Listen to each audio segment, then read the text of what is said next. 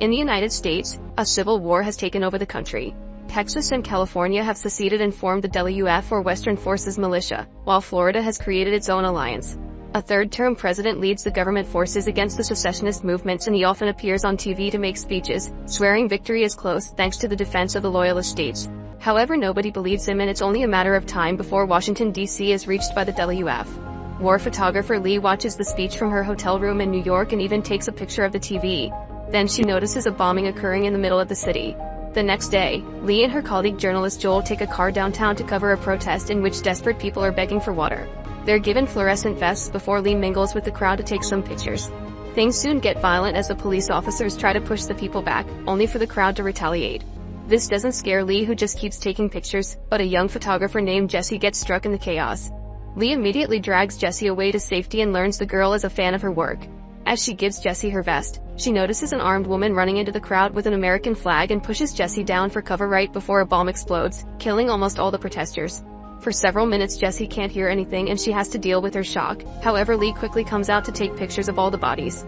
Jessie forces herself to take a picture too, not wanting to be seen as lesser. Later, at a hotel where all journalists are staying, Lee and Joel discuss their options with their mentor Sammy while Lee tries to upload her pictures regardless of the slow Wi-Fi. There are rumors of a big attack on July 4th to make it historically relevant, but they aren't sure of believing it. At that moment the power goes out, which happens often since the war started, and that's why the hotel has a generator ready. After some prodding, Sammy learns the duo will drive through the country's war zones to reach DC, but not to cover the front lines. They want the last interview with the president, who hasn't given an interview in 14 months. In fact, journalists get shot if they approach the White House. Sammy thinks their plan is insane and even knows what the best route to reach DC is, so Lee guesses he wants to reach DC too. However, Sammy wants to go to the front lines in Charlottesville, Virginia, and he needs a ride. At first Lee and Joel are worried because Sammy is too old to run, but in the end Lee agrees to bring him. Afterward, Lee tries going to a room on the 10th floor and the receptionist reminds her that the power comes and goes, so using the elevator could be a risk. At that moment she's approached by Jessie, who has come to thank her and give her the vest back. Lee tells her to keep it and to get a helmet for the future. Jessie explains she's been a regular photographer so far and she's trying to become a war one, which is why Lee is her hero. Later in her room, Lee takes a bath to try to relax, but she's haunted by all the atrocities she's seen in the many wars she's covered. There's been disgusting amounts of death, destruction, and torture, and Lee took pictures of all of it while being unable to help those in need. The next morning the group gets ready to leave and Lee is shocked to see Jessie in the car. She has an argument with Joel, who calls out Lee's hypocrisy on many points. She's fine with Sammy, who can't run, and all journalists start at that age, including Lee herself. With no arguments left, Lee agrees to bring Jessie, but only if they drop her at Charlottesville with Sammy. The group takes off, and when they leave the city, Sammy reminds Jessie to pay attention. The roads are full of abandoned or broken cars, so they must drive around them.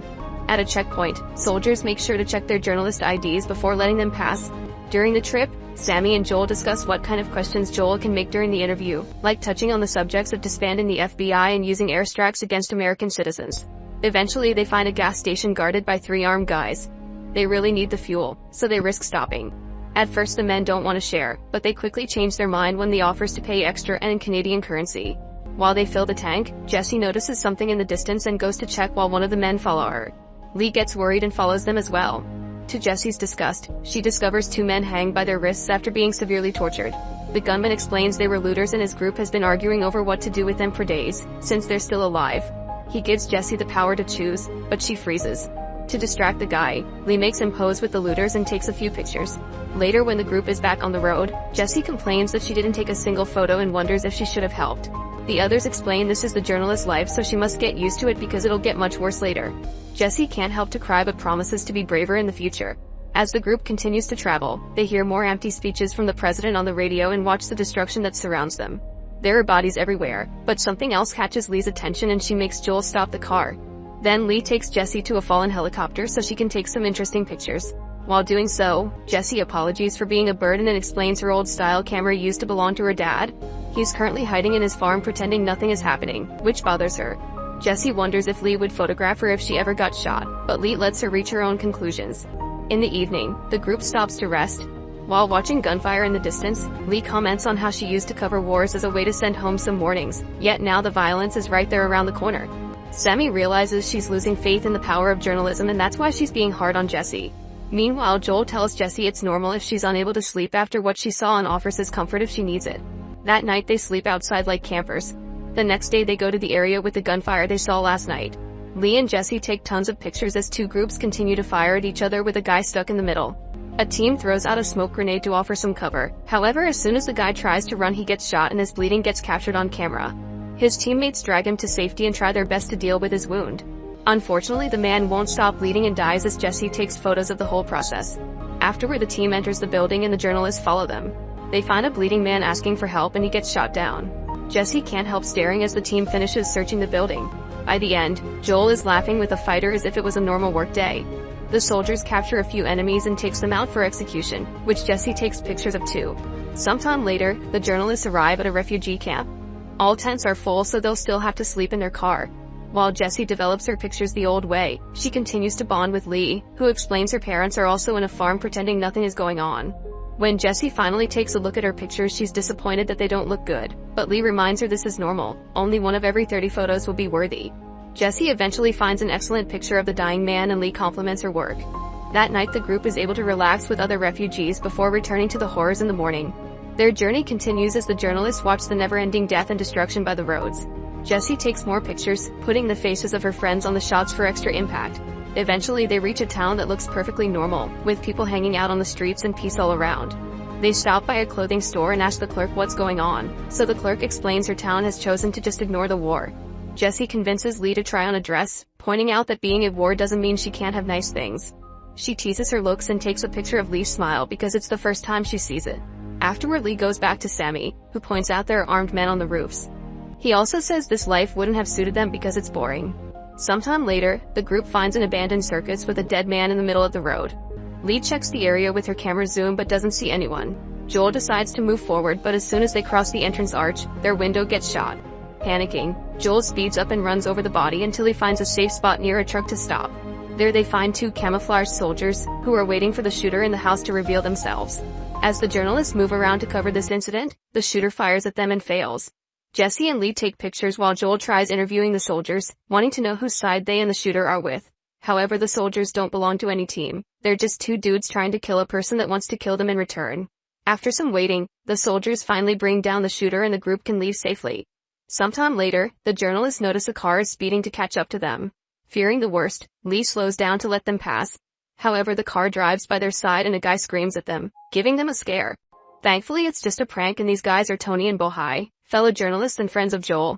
It turns out that during their night at the hotel, Joel got drunk and told Tony where they're going. Tony also reveals Joel had hit on Jessie. He's so excited to see them that he climbs through the window and gets in the car with them, saying they're more fun. Jessie is impressed and tries the same trick, ending up in the other car. Bohai likes her better than Tony and speeds up to leave with Jessie. Lee is worried even though Tony says Bohai is trustworthy, and she gets even more nervous when they stop seeing the other car ahead of them. Suddenly a military car passes by and Lee has to go off the road to avoid crashing. Luckily she stops the vehicle right before they could hit a tree. They quickly return to the road and find Bohai's car abandoned by a farm with its doors open. The group goes to investigate and discovers Bohai and Jessie were captured by loyalist gunmen, who were keeping them on their knees while dropping bodies in a huge grave. Sammy points out these dudes aren't normal soldiers because they're clearly doing this in secret, but Joel thinks their press IDs can keep them safe everywhere. Lee, Joel, and Tony approach the gunmen and explain that Bohai and Jessie are part of their journalist group, swearing they're just going to Charlottesville to cover a story about a university opening again. Without hesitation, the head gunman shoots Bohai, leaving Jessie in shock and making Tony cry. The gunman asks them where they are from, so Lee, Joel, and Jessie mention their home states. However, when Tony explains he's from Hong Kong, he gets shot as well. As everyone panics, Sammy shows up in the car and hits the soldiers with it, causing them to fall in the grave. Jessie accidentally falls as well and she has to climb on the huge pile of bodies to get out. Joel helps her and the group gets back in the car to drive away, ignoring the remaining gunman that tries to shoot them as they escape. On the road, Jessie and Joel have breakdowns, and Jessie even vomits. They barely travel a mile or two before Sammy announces he can't drive anymore and the group discovers he's been shot. They move him to the back seat and Joel takes over the wheel, driving as fast as possible through a burning forest. Eventually they reach the WF military base in Charlottesville, where they have a flag with only 2 stars. Unfortunately, it's too late, Sammy is dead. As Joel yells at the wind, the soldiers take Sammy's body away in a box. Lee stares at pictures she took of dead Sammy, only to delete it. Moments later, they learn from journalist friends that most of the loyalists have already surrendered, so DC is undefended except for a few remaining soldiers. The president's death is imminent, which means the group can't have their interview. Joel is incredibly annoyed because it means Sammy died for nothing. Lee and Jesse take a moment to grieve together, and Jesse admits these past days she's felt the most afraid in her life, but also the most alive. Later, while Lee is washing Sammy's blood off the car, the trio agrees to leave with the WF so they can cover their attack on the White House. Most of the loyalists may have surrendered, but there are still enough of them to keep the fight on the streets. As the WF attacks the Lincoln Memorial, the journalists follow the soldiers through the area. Jesse is taking plenty of impactful pictures, but Lee freezes when she's hit by her PTSD. Joel makes her snap out of it when a tank and a helicopter clean the way on the streets, allowing them to keep moving. The soldiers go to different roofs to establish a line of defense, and the journalists hide behind an armored car to follow the story. Suddenly an explosion causes the armored car to drive away, so the group has to run to hide. Jessie is slower because she keeps taking pictures, especially one of a man in flames. She also gets some great shots of a tank finally breaking the wall surrounding the White House. Lee is still struggling and even crying, so Joel has to keep her moving. Nearby, another journalist and her cameraman are recording the whole deal. At that moment they notice some Secret Service agents bringing the president out of the White House and putting him in a car. 3 vehicles leave the area, and as soon as they crash on the streets, the soldiers surround them to shoot every single person inside. Jessie takes more pictures, however Lee guesses this is a decoy and drags her friends into the White House to find the actual president. Some soldiers notice this and follow them. Inside the White House, they find a few bodies and not much else. The soldiers soon arrive and start a thorough search that takes them to find an agent surrendering in the conference room. A more alert Lee takes pictures with Jessie as the agent explains she wants to negotiate the president's surrender, asking for him to be taken to a neutral country. However, the soldiers just shoot her and keep going deeper into the White House. More secret agents open fire on the corridors, and the journalists do their best to keep taking photos of every death. They run through multiple rooms, shooting one loyalist after the other with no mercy. When they reach an area at the back, Jessie takes a risk by standing in the middle of the hallway for a picture, and Lee jumps in front of her because the enemy is about to open fire. Jessie falls to the ground and doesn't hesitate to take pictures of Lee getting shot to death right in front of her. Afterward, Jessie is left in a state of shock for a few seconds until Joel asks her to come along to the Oval Office. The soldiers have surrounded the president, but before they can shoot, Joel asks them to wait because he needs a quote. The president says, "Don't let them kill me," and Joel decides that will do. Now the soldiers finally shoot the president down, winning the war. Jessie's final picture is the soldiers posing next to the body as if it was a hunting shot. Make sure to subscribe and turn on notifications so you can watch more videos like this. Thanks for watching.